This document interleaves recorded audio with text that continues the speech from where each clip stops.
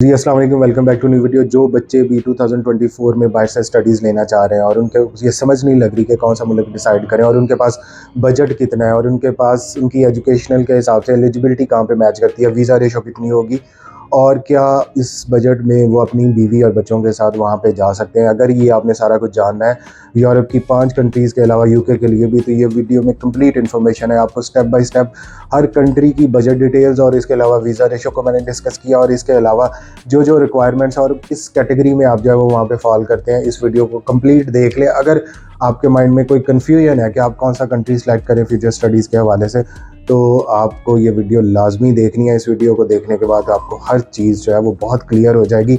90% तक आपके डाउट्स जो है वो क्लियर हो जाएंगे। तो चलते हैं वीडियो की तरफ।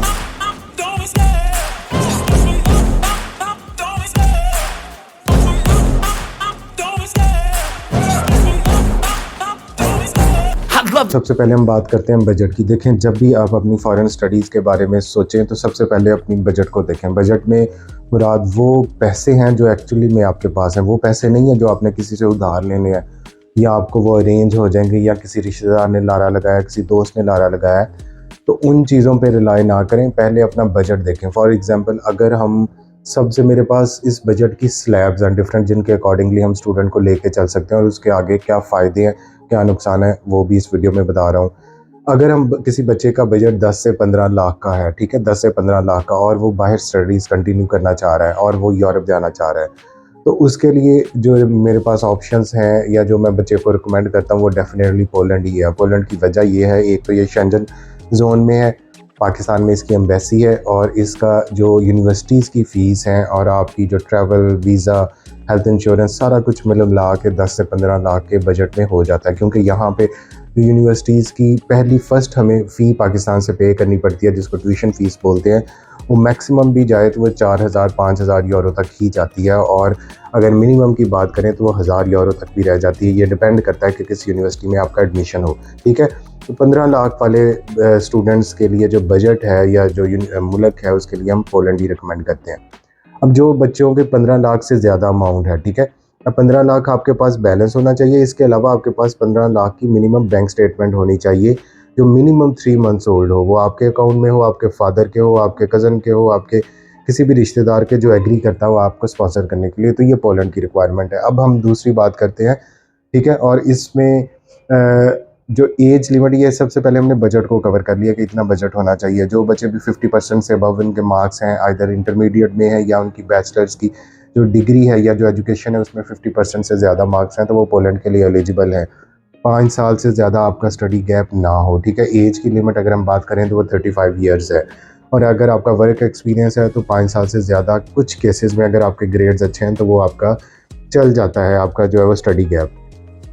अब 15 लाख से ऊपर वाली स्लैब कौन सी है? 15 लाख से ऊपर जो स्लैब है वो है लैटविया और लिथुआनिया की। ये 15 से 20 की रेंज में कवर करती है। लैटविया और लिथुआनिया ये भी ईस्टर्न कंट्रीज़ हैं, ईस्टर्न यूरोप में अब जो है वो वाक़ हैं और इनमें जो स्टडीज़ के बाकी एक्सपेंस हैं सारा कुछ वो पोलैंड के राउंड अबाउट इक्वल है। लेकिन इनमें जो ये 3 से 4 लाख की एडिशनल कॉस्ट है, ये इनकी एम्बेसी पाकिस्तान में अवेलेबल नहीं है, तो इसलिए हमें जाना पड़ता है। या तो आप यूएई में चले जाएं, अबू धाबी जो एम्बेसी है, इसके अलावा आप बाकू अज़रबैजान में जा सकते हैं, ठीक है। इसके अलावा आप टर्की में जा सकते हैं, आप ईरान में जा सकते हैं। ये डिपेंड करता है कि आपकी फिजिबिलिटी कहाँ पे है। बच्चे बार बार ये क्वेश्चन पूछते हैं कि सर पोलैंड की एम्बेसी पाकिस्तान में है, वीज़ा अपॉइंटमेंट नहीं मिल रही, तो क्या मैं दुबई से या किसी और कंट्री से वीज़ा अप्लाई कर सकता हूँ? तो इसका आंसर ये है कि अगर आपके पास वहाँ का रेजिडेंस वीज़ा है, विज़िट वीज़े पे आप वहाँ पे जाके अपना जो है वो अप्लाई नहीं कर सकते। सिर्फ रेजिडेंस वीज़ा, कोई शॉर्ट टर्म रेजिडेंस वीज़ा या लॉन्ग टर्म रेजिडेंस वीज़ा, उस पे आप एलिजिबल हैं वहाँ पे दूसरी कंट्री का अप्लाई करने के लिए। लैटविया लिथुआनिया में भी सेम पोलैंड जैसी बजट रेंज है, लेकिन इसमें ये 3 से 4 लाख की जो एडिशनल कॉस्ट है ये आपकी ट्रैवलिंग की वजह से बन जाती है। लैटविया लिथुआनिया में आपका जो स्टडी गैप है ये मस्ट है कि ये 3 to 4 ईयर से ज़्यादा ना हो। ये कंट्रीज़ इन चीज़ों को बहुत ज़्यादा जो है वो कंसिडर करती हैं और आपके ग्रेड्स मिनिमम 60% आपके मार्क्स होने चाहिए, आइदर वो इंटरमीडिएट में है, आइदर वो जो है वो आपके बैचलर्स में है, ठीक है। फिर आप आगे एलिजिबल हैं इन कंट्रीज़ में। और ना पोलैंड में, लैटविया, लिथुआनिया, इन सभी में आइल्स की रिक्वायरमेंट्स नहीं है। अब इसके बाद हम आ जाती है इससे अपर स्लैब। ये देखें, ये पोलैंड की अगर हम वीज़ा रेशो की बात करें तो पोलैंड जितनी आपकी परसेंटेज है आप उसके हिसाब से अपनी, और स्टडी गैप है उसके हिसाब से आप अपनी वीज़ा रेशो माइंड में रखें। अगर आपके 90% मार्क्स हैं और आपका स्टडी गैप नहीं है तो मोर देन 90% आपकी वीज़ा रेशो। आपके 90% मार्क्स हैं, आपका स्टडी गैप 2 ईयर्स का है, तो आपकी राउंड अबाउट 80 to 85 ये परसेंटेज है, ठीक है। और जो बच्चे जो 50% के अबव हैं वो ऑलमोस्ट जो है वो उनकी उतनी ही वीज़ा रेशो अपनी समझ लें, क्योंकि ये डिपेंड करता है कि जब आपने काउंसलर के सामने जाना है, अब आपने आपको कैसे रिप्रेजेंट करेंगे, आपकी क्या बॉडी लैंग्वेज क्या होगी, आपका कॉन्फिडेंस लेवल क्या होगा, क्या आप उसको शो कर सकेंगे कि आप मोटिवेटेड हैं और स्टडीज़ के लिए बाहर जाना चाह रहे हैं, ठीक है।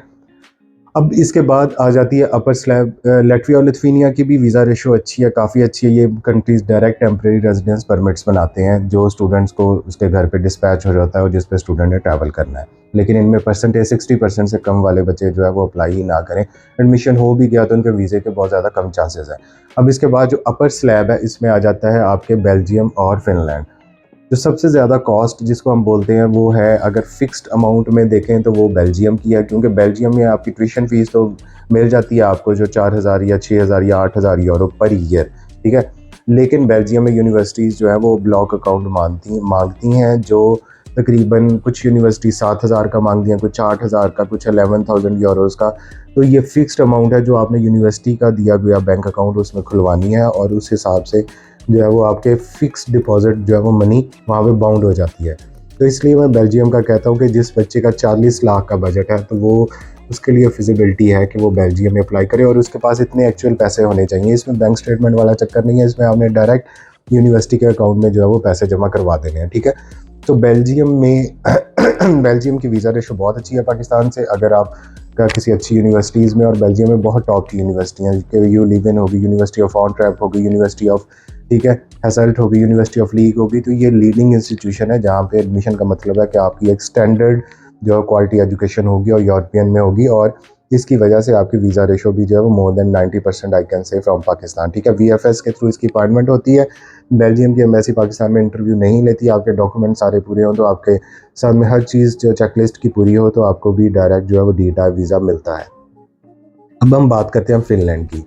देखिए, फ़िनलैंड के लिए आपका जो बजट की रिक्वायरमेंट है वो कम से कम 25 लाख है। उसकी रीज़न ये है कि आपके पास जो यूनिवर्सिटीज़ की फ़ीसें हैं वो तकरीबन 5000 6000 से शुरू होकर 11 या 12,000 यूरोज़ तक जाती हैं। तो जो एवरेज फ़ीस रखी है वो मैंने 25 लाख आपकी ये यूनिवर्सिटीज़ की फ़ीस बन जाती है। इसके अलावा अब अगर बच्चा बहुत कॉम्पिटेंट है तो वो स्कॉलरशिप भी ले सकता है। उसके आइल्स के स्कोर अच्छे होने चाहिए, उसका मोटिवेशनल लेटर होना चाहिए, और इसके अलावा फ़िनलैंड में आपकी जो है वो जो उसकी वीज़ा रेशो है वो बहुत अच्छी है, और इसमें जो बैंक स्टेटमेंट वो भी आपकी 8000 यूरो तक की होनी चाहिए। बैंक स्टेटमेंट को अगर अलग से रखें, और अगर आप 25 लाख का ये बजट रखें और बैंक स्टेटमेंट अलग से रखें, तो टोटल आपके पास जो है वो जो राउंड अबाउट जो आपके पास पैसे होने चाहिए वो 40 से 50 लाख पाकिस्तानी होना चाहिए।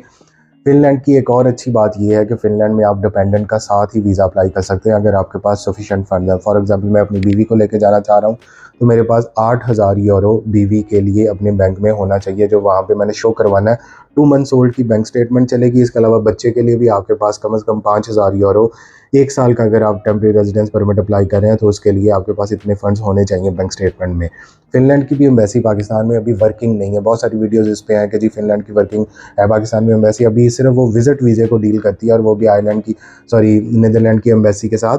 लेकिन फ़िनलैंड की जो एम्बेसी स्टूडेंट वीज़ा या दूसरा वर्क वीज़ा उसके हवाले से पाकिस्तान में अवेलेबल नहीं है। इसके लिए आपको जाना पड़ेगा UAE, अज़रबैजान, या आपको ये ईरान भी जा सकते हैं। तो जिन कंट्रीज़ में इसकी एम्बेसीज़ वर्किंग हैं वहाँ पे जाके आपको अपना टेम्परेरी रेजिडेंस परमिट जो है वो फ़ाइल करना होगा। तो ये वो स्लैब्स हैं। अब देखेंगे, मैंने आपको 5 कंट्रीज़ का बजट बता दिया। अब इससे ज़्यादा, अब 30 लाख से ज़्यादा अगर किसी बच्चे का बजट है वो UK के लिए भी अप्लाई कर सकता है, वो ऑस्ट्रेलिया के लिए भी अप्लाई कर सकता है, जो आजकल इनिशियल डिपॉजिट जो है 5000 जो है वो कैश के लिए, और एनरोलमेंट फ़ीस डाल के 5 to 6000 जो है वो ब्रिटिश पाउंड्स बन जाता है। तो और उसके अलावा हेल्थ इंश्योरेंस हो गई, आपकी वीज़ा फ़ीस हो गई, तो ये सारी चीज़ें मिल मिला के उसका तकरीबन 30 से 35 लाख का बजट बन जाता है। बैंक स्टेटमेंट के अलग से पैसे देने पड़ते हैं, और अच्छी खासी बैंक स्टेटमेंट बनवानी पड़ती है। तो जो बच्चे भी इंटरेस्टेड हैं इन कंट्रीज़ में जाने के लिए, ये मैंने 5 यूरोपियन कंट्रीज़ बता दी। इसके अलावा UK को हम डील करें वो हमसे कॉन्टैक्ट कर सकते हैं। ये ऊपर मेरा व्हाट्सएप नंबर चल रहा है, मेरा पाकिस्तान का भी व्हाट्सएप नंबर है और ये पोलैंड का भी। इसका इन 2 नंबरों के अलावा अगर कोई आपसे रब्ता करता है मेरे टॉप 7 कंसल्टेंट के हवाले से, तो वो डेफिनेटली मैं नहीं हूँ, ठीक है। तो ये जो 2 बेसिक नंबर्स हैं ये मेरे हैं, और इसके अलावा अगर कोई और क्वेश्चंस हैं तो बच्चे यहाँ पे कमेंट कर सकते हैं, मेरे से व्हाट्सएप पे टेक्स्ट कर सकते हैं। जब भी आप मुझे अप्रोच करें तो कोशिश किया करें कि टेक्स्ट मैसेज करें, क्योंकि बच्चे कर देते हैं वॉइस मैसेज, इतना लंबा, अब 2.5 मिनट का वॉइस मैसेज है और उसमें जब 1.5 मिनट की इस्लाम दुआ है तो वो आगे जाके जो काम की बात है वो सिर्फ 5-10 मिनट ही बचती है। ठीक है, थैंक यू सो मच।